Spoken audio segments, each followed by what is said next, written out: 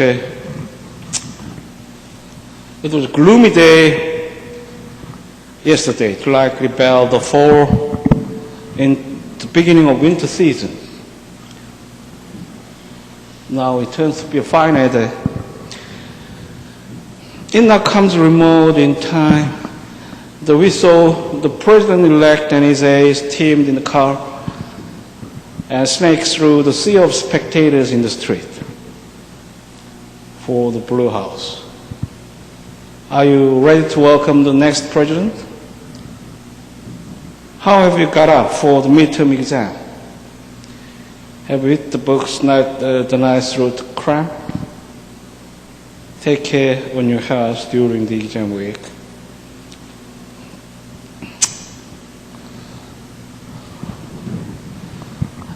We now turn to the basics of real property law and the common law system. What is property? And what is real property? I had a morning churning around this kind of question. And for the weeks, we could experience some more basic rules about the property right. To shave off your conventional attitudes, I like to introduce some of panoramic reminiscence normally occasioned in our neighborhood. Let us firstly fancy with one of earlier class music.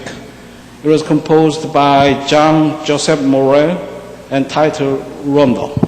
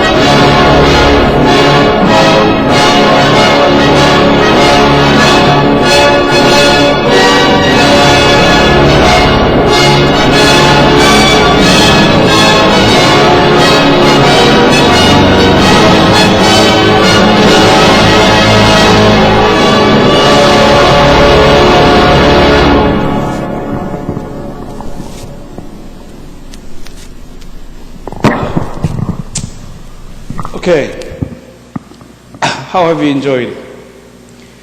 It is beautiful indeed and could likely refresh us in the bed early morning. We normally think that it is precious to foster human vigor and dynamics. In the contemporary times, it possesses an economic value that in some context has to be legally protected. Do you have to confer the right to exclusive use and possession or others on these recordings? Or is it unnecessary to do that since it is common asset and of no tangible forms beside the sounds? If you confer any kind of rights of exclusive nature, how do we describe the details of the right? Does it make sense to offer a legal protection to such a long past of artistic products? That kind of question is not hypothetical and has once been posed in the real context. We now on a summary about the definition of property. The concept of property develops through the need to allocate resources among people with competing interests. To accomplish this allocation of resources in ways which would provide people with consistent expectations when the same or similar factual circumstances arose, society adopted rules of law.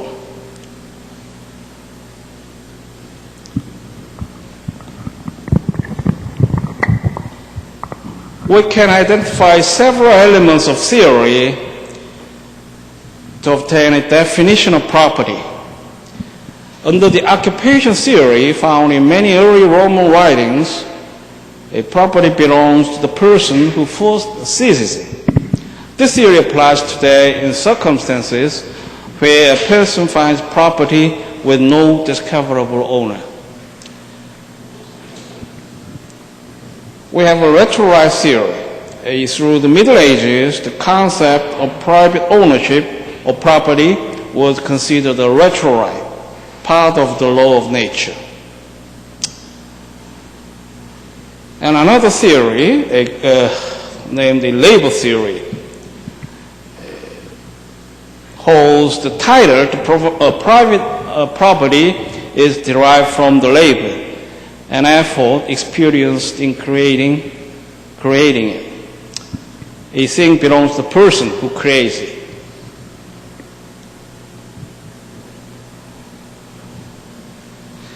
And under legal theory, whatever is recognized by the law as private property may be the subject of private ownership. And there is a social utility theory. Under this theory, the private ownership of property is encouraged because of the general acknowledgement or belief that it in some way promotes or increases the social welfare. And A. Vendam, one of eminent scholars in Britain, proposed an expectation theory. According to his statement, property is a basic expectation. It is the expectation of deriving certain advantages from a thing which a person possesses as a consequence of the relationship between the person and the thing.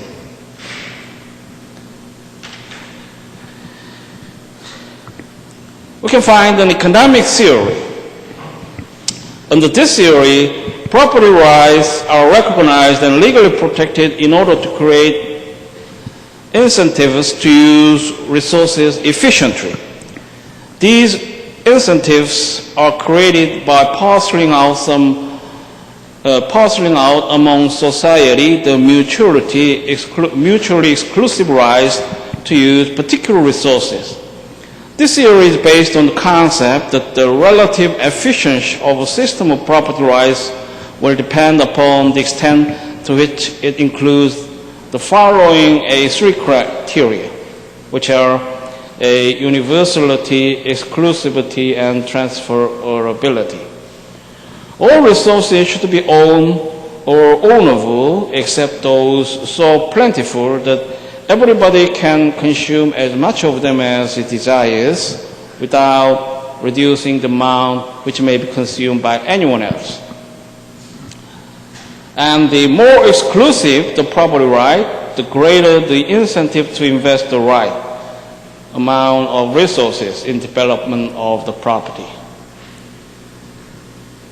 And finally, in order to shift the resource from less productive to more productive areas through voluntary exchange, the property right must be transferable.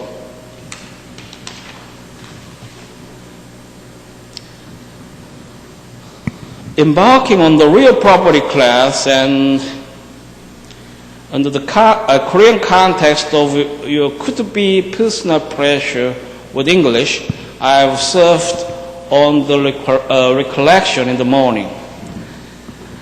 I like to showcase some more pictures that impose some more imagery on the context of yours.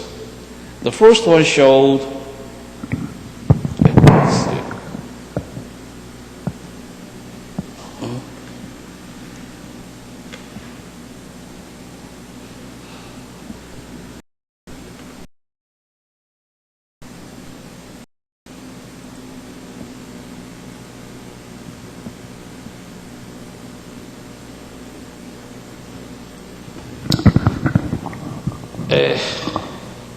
The first one shows Ho Dong-gang, who is a former athlete and has long investment as health modality in South Korea. For uncertain reasons, he was dispelled from the public and was known that he purchased a large acre of land in southern Sudan. Ho Dong-gang could be one of your imaginary study or career partner in your office or library, and could be amusing in the work to study TOEFL or TOEIC. Why do you leave him off? And any system on property right in southern Sudan?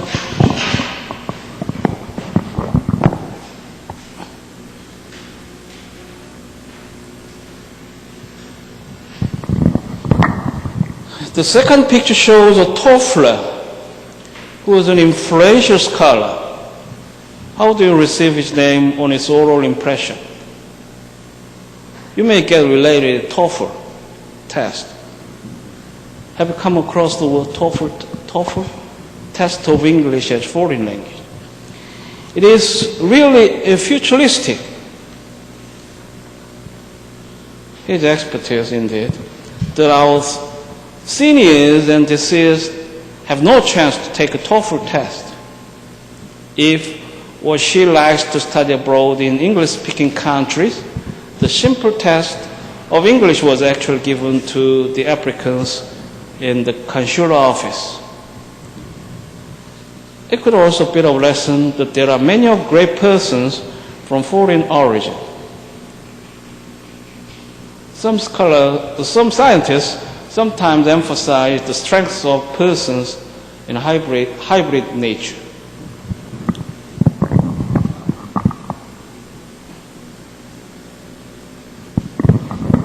The last picture shows one of great scholar and a diplomat who is a German origin. He completed undergraduate education in Germany and migrated to US, United States. Upon completion of his graduate study at Harvard, he achieved a great success that now is widely admired at global scale.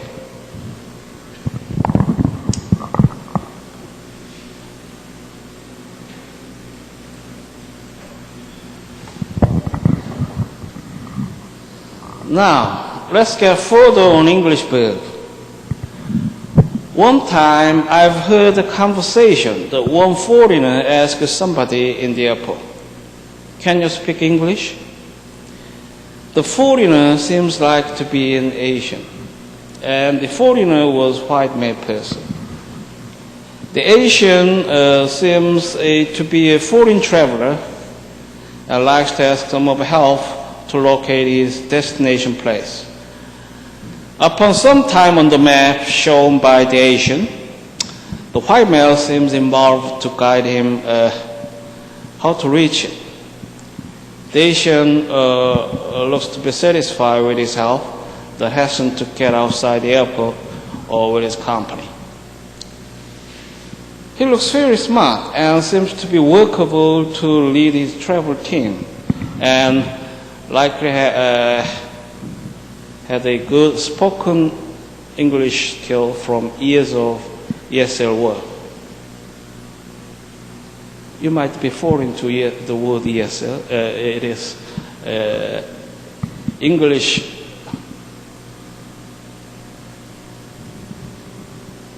English lecture as second language.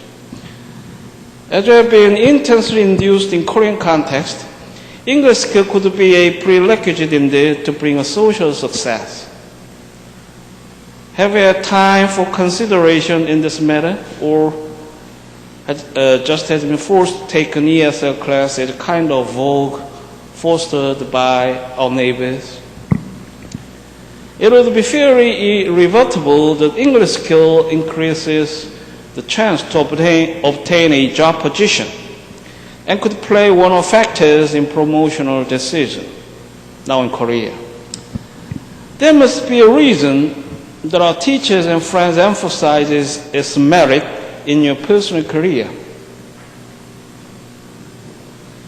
And Korean youngsters now seem to generally agree on its role in assessing his specs. In this case, the specs means specified details of personal information now on use for Korean folks. I have not made sure that the word makes sense for English-speaking people. That might be as called Konglish, the word originated in Korea. Of course, I personally think you need not be totalized at English language, that we have plenty of other prospects to take the future. Let me get back to the Asian case.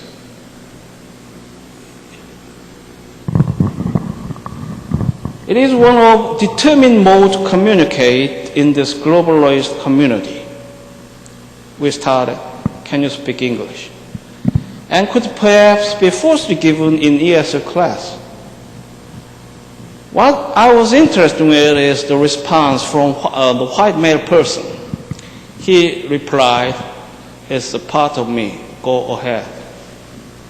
How have you sensed the same? We normally expect yes or yes I can, or no I can't. And that is our usual experience actually. But his interesting response can nuance that he certainly is native speaking. And might get felt that he is so generous to guide the foreigner. In some other cases, might be interpreted to express personal stresses befalling in the context of so many diverse births in the world. One of the other nuances might be apprehended in a physical or property context. That is the word part. But it could instantly argue that English is never property in any sense. And quite opposite, English is open, sometimes common, and available without any charge to the public. It is, of course, omnipresent when we stay in the English-speaking community, which implies that it is free without no economic value. When they are used in provision of service, it could only be viewed as some partial component for its compensation. But we usually say it is a service, neither a good or property. The world economy now stands on this dichotomy, as we can illustrate in the structure of WTO regime. The trade of goods and services is a matter of concern when we talk about the world economy. The context of WTO, therefore, could be perceived in the contract rather than the property concept. And the trade of immovable goods, including land, is outside the scope of WTO. The most representative convention in the sales of goods also excludes the issue of property right, while it is fairly intensified on the details of international sales contract. Both variations could be understood intrinsically involved in the international trade. The property law is fairly sovereign-oriented, that the national laws show an extreme divergence to harmonize. Then again, as English language of property, the answer is still no. In case title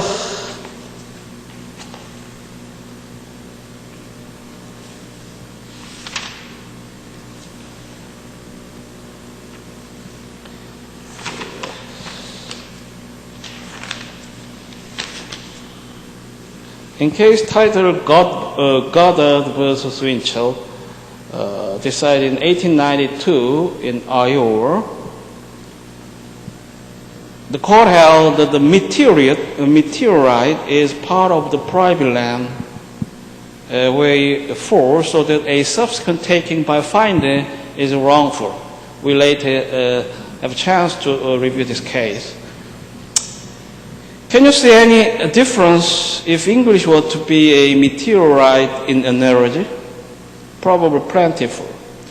The native speaker can distinguish his appearance, not a meteorite suddenly fallen from the universe. The private land could not be in normally perceived English-speaking countries. English is of no tangible form in general sense, might be lacking other attributes of property.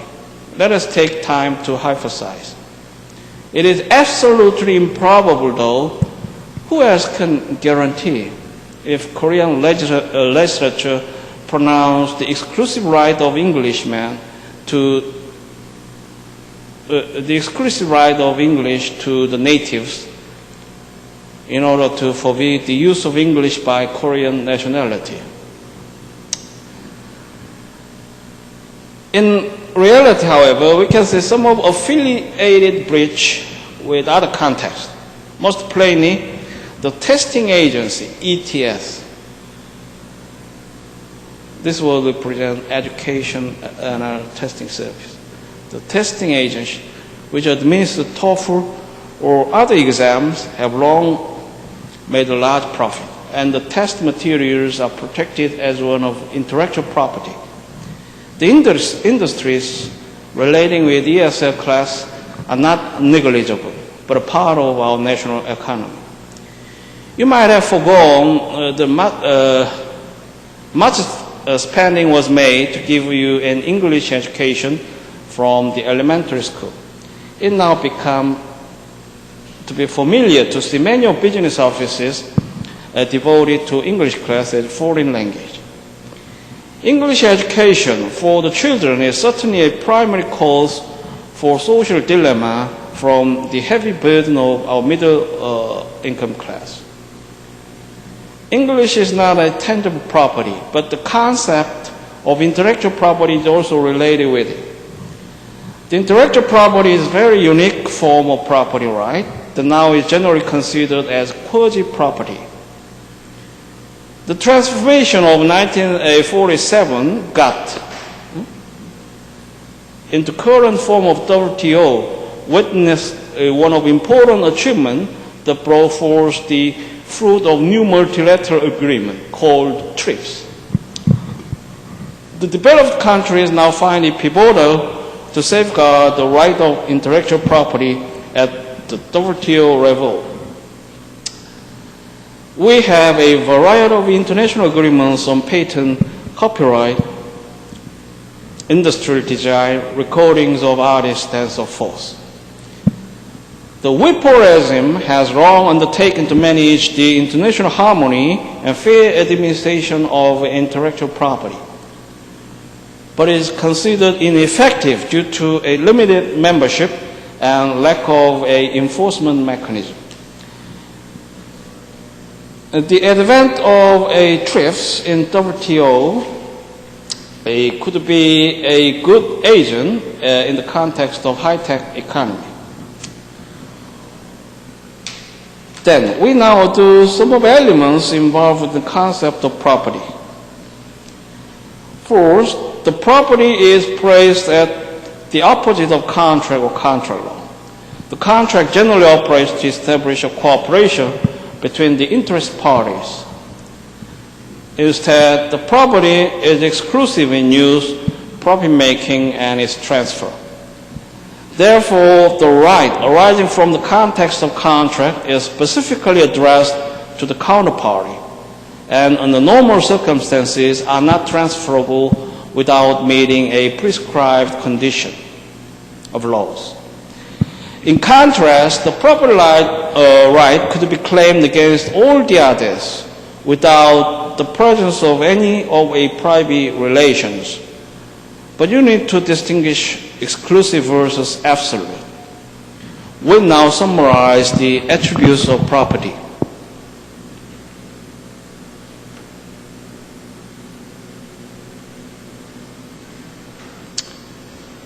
We can illustrate 5 strands of attributes in terms of a property. Let's see, territoriality, primitive societies, Roman concepts, exclusive versus absolute, and communist approach.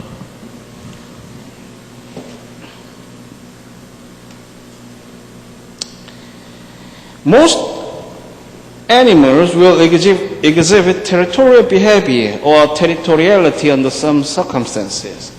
In other words, they will protect a certain territory and act aggressively toward any member of the same species attempting to invade it. Formerly, it was so that territoriality was instinctive. Today, however, it is generally accepted that territoriality in most animals, including Homo sapiens, is not instinctive.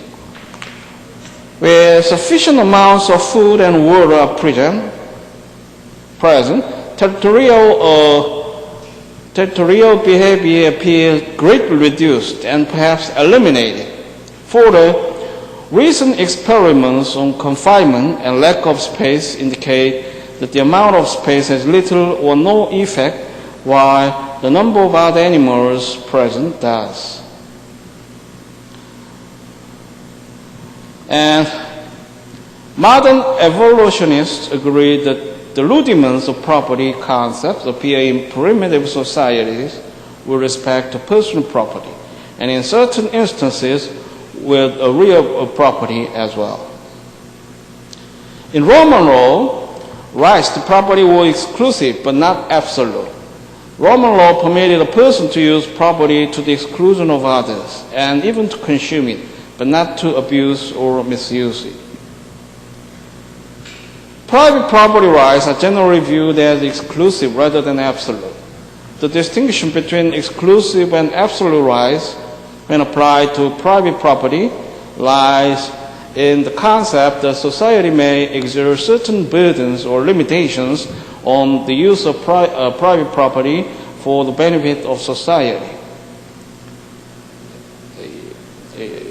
To say taxation, eminent domain, and so forth, while still recognizing the individual's exclusive rights vis-a-vis other private individuals. Communist systems generally recognize the rights of people to own property. Formerly, a Soviet law referred to private property, but not today. Property in the hands of Soviet citizens is called personal or individual property. While a Soviet citizen may personally own, transfer, and bequeath a home, the land on which the home is built belongs to the state absolutely and forever.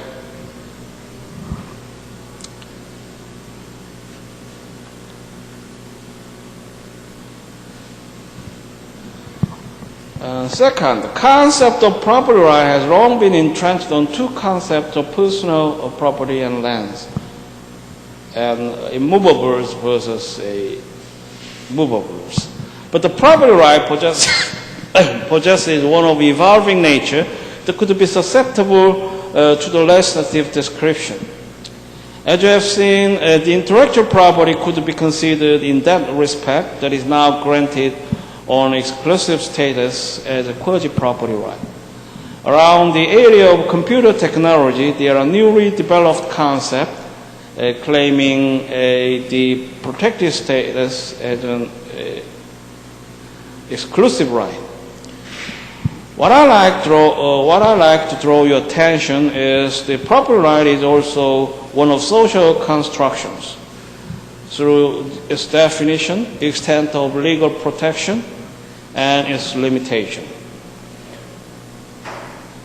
As you have seen, there is no private ownership to the real property, including lands in the communist state. Actually, property ownership is far limited to personal property indispensable for its basic needs and termed individual property. The scope of property ownership in communist state is one of key indicators in evaluating its capitalistic transformation. The property concept is in some cases combined with the due process one. Actually, it was one of the constitutional issues. The dismissed professor of State University can claim his untenured status as one of a property right, that the state should offer a due process in his disciplinary proceeding. The court normally considered the university degree or professional license as one of property interest in determining the constitutional shield of due process. In the administrative law, the business license is even considered as transferable under certain conditions, which closely approximate the property right in civil law. Although we defer such kind of issue to other areas of laws, we may need to offer the theory of a civil aspect of property right to settle this kind of legal problems as well, as we find in intellectual property law.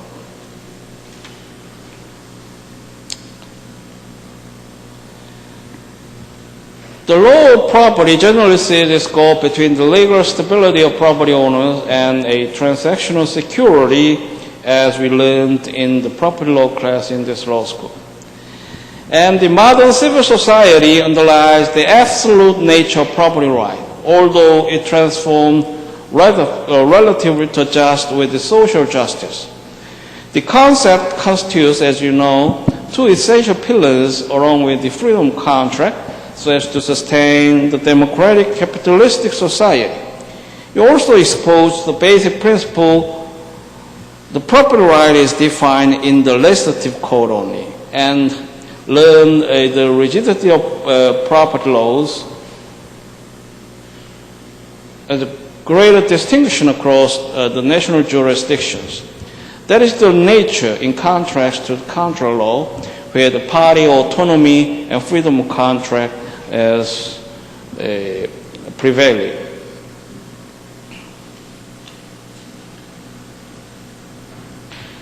Again, we raise the basic question: what is real property, and how the law perceived it? As we have stressed, that perhaps would be sophisticated if serious, and might bring many of issues involved in various contexts. In the class ahead, it is, of course, concentrated on the laws dealing with the property right in common law context. The property law of a common law tradition could be generally understood in sections on the acquisition of personal property, private interest in land of another, and in natural resources, public land use controls, and the sale of land. That is a typical rubric that the first-year law students usually are charged to study. This class could not go so far due to the class schedule that you just introduced a focus of consideration within illustrative cases, helpful to understand the common law real property.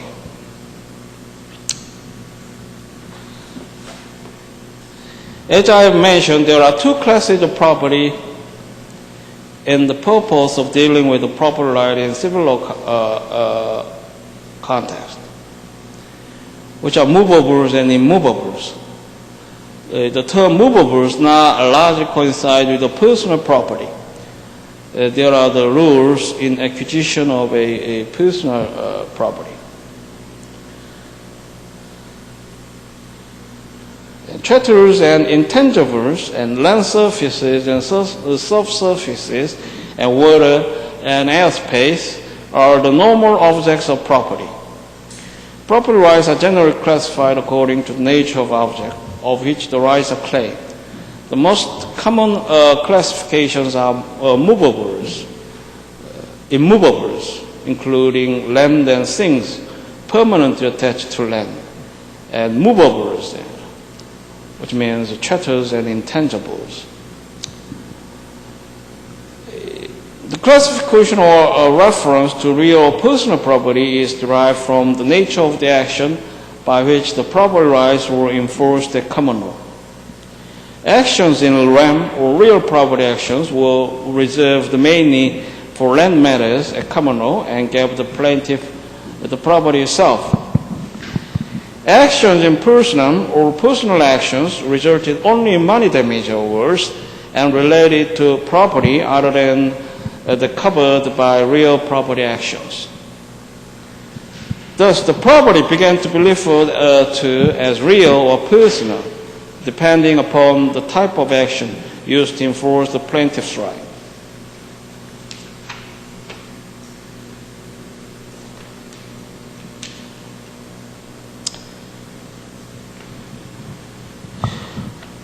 Finding unowned and unclaimed things would be one legal incident to give a basis for property rights. Firstly, we need to consider wild animals.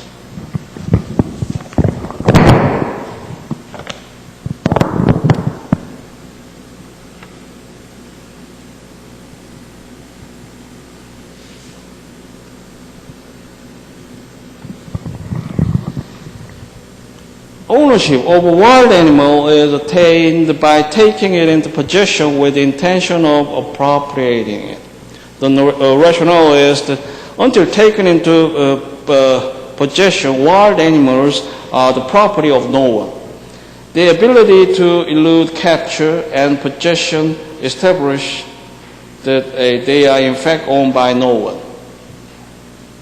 However, once a person takes a wild animal into possession, that person's right to the exclusive use and enjoyment of the animal must be protected, and such person is therefore recognized as the owner. If a wild animal escapes after having been caught, it again becomes the property of no one unless it has been domesticated.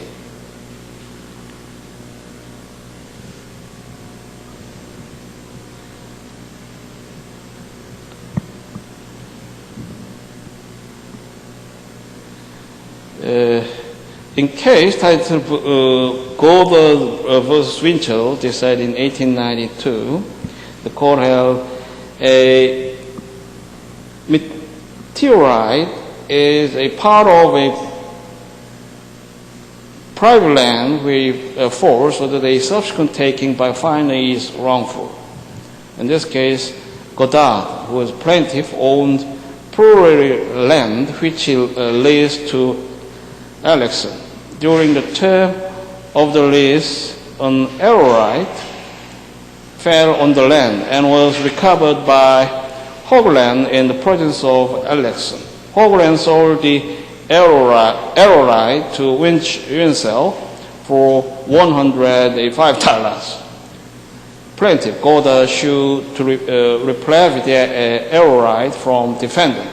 The lower court held for plaintiff, and the judgment of lower court was affirmed in the higher court. A meteorite or any other object placed on the soil by nature's processes becomes part of the soil, so that a subsequent taking by finder is wrongful. In case titled Eads versus Broadgerton, decided in 1862 in Arkansas,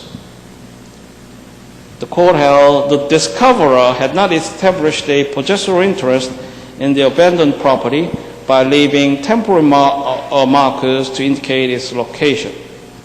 The fact involved a recovery of cargo from a sunken, abandoned ship. There are a considerable number of authorities surrounding the lost property.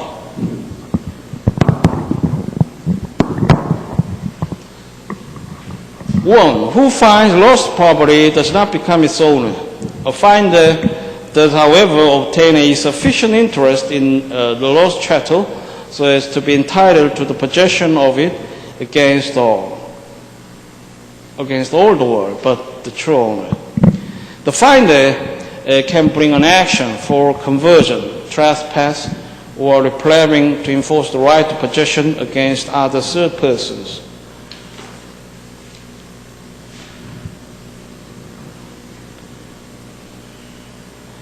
The court in the case titled Armory versus Delamere, decided in 1722, the court confirmed that the finder, as an operation of his property right in the lost jewel, entitled him to recover his full value from dependent,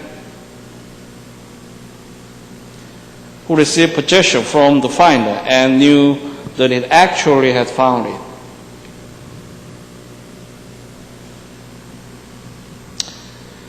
And there are different rulings about the item found in someone's property. In that case, the finder and property owner of the place could possibly make a rival claim of the lost item.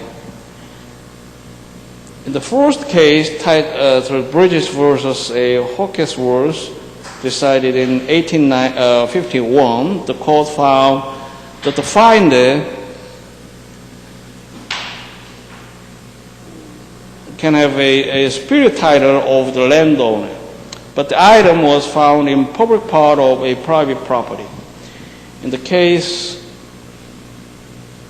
titled a South Stratshore Water Company versus Sherman, decided in 1896, the court held that where the property owner exhibits an intent to control his property and the things on it, the finder of lost article which attached to the property has not a title superior to that of the property owner.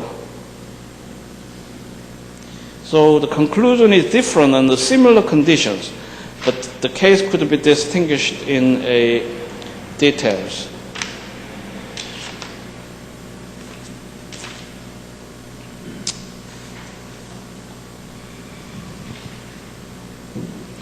The modern,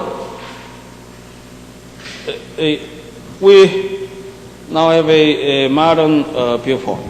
The view holding that the owner of the locus in quo is entitled to possession has been criticized by numerous leading authorities because it tends to discourage honesty on the part of the discoverer. The discoverer may be disinclined to report the fine, knowing that the church will have to be turned over to the owner of the locus in quo. In addition, modern statutes authorizing a publication by the finder of lost property have done away with the rationale that the owner of the lost chattel will be more likely to come to the owner of the locus in quo in search of it. Recent cases therefore hold that the discoverer is entitled to possession of lost chattels in all cases.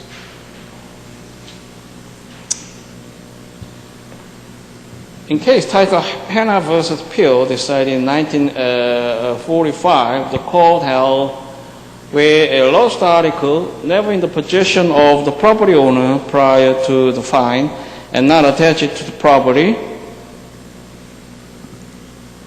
is found on the property, the finder does have a superior title to that of the owner.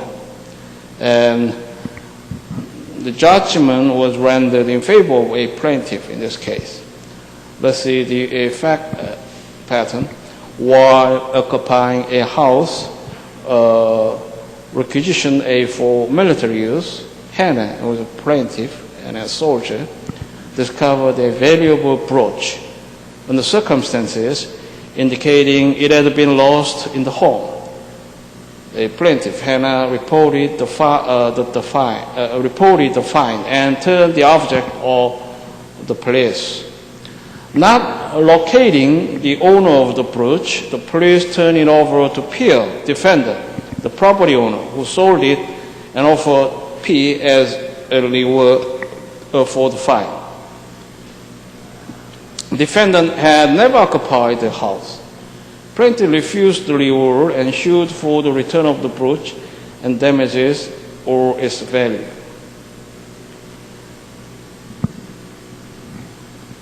The court gave an opinion. A person does not necessarily possess objects lying unattached to property of which he is the owner. Where an object has never been reduced to possession by the owner of property upon which it is found, the finder of the lost article obtains title superior to all except the true owner.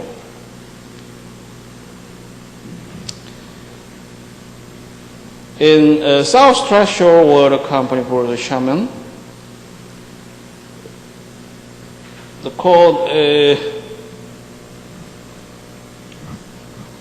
dealt with a similar issue, and the case was cited by the court for the principle that a servant for agent finds a lost article not for himself but for the master, and is distinguished on three grounds. But clearly the case itself states no such a principle.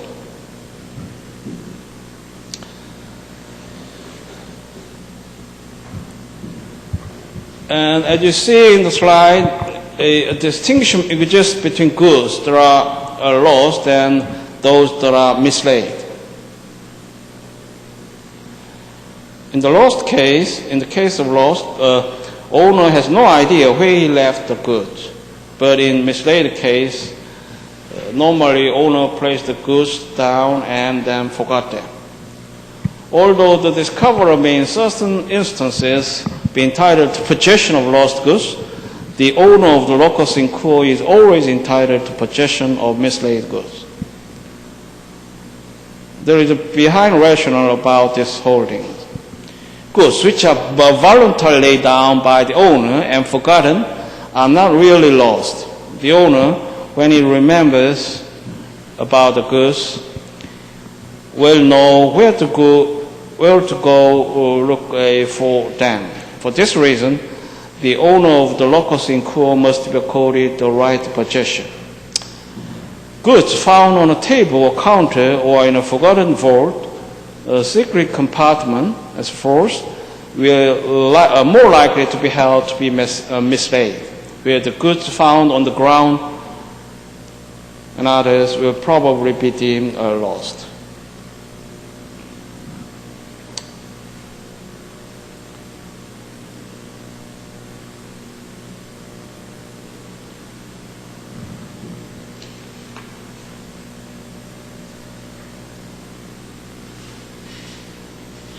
In the case titled McCoy vs. Medina, decided in 1866 in Massachusetts, the court found that where property is found under circumstances indicating that it was placed there purposely and left by mistake, it is not a lost property of which a finder can obtain a claim of title superior to all except the true owner.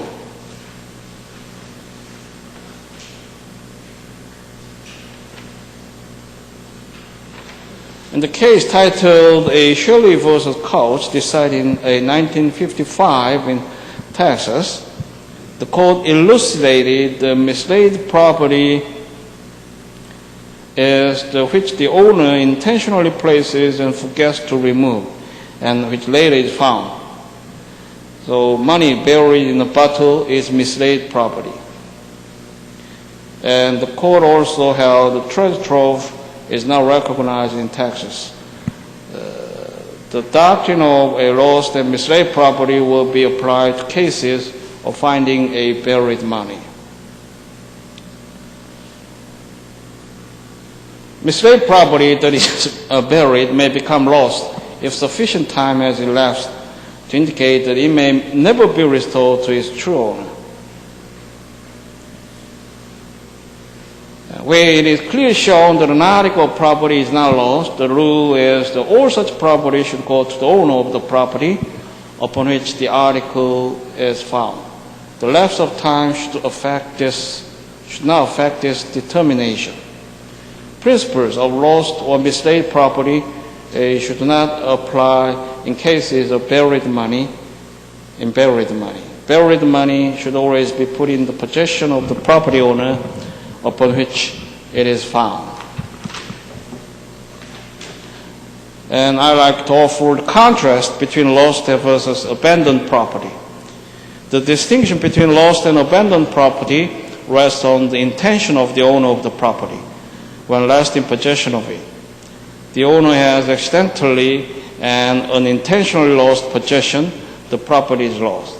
But if the owner has intentionally relinquished both ownership and possession of the property without vesting either in anyone else, the property is abandoned. Abandoned property is the property of no one, and the finder acquires ownership merely by taking such property into possession.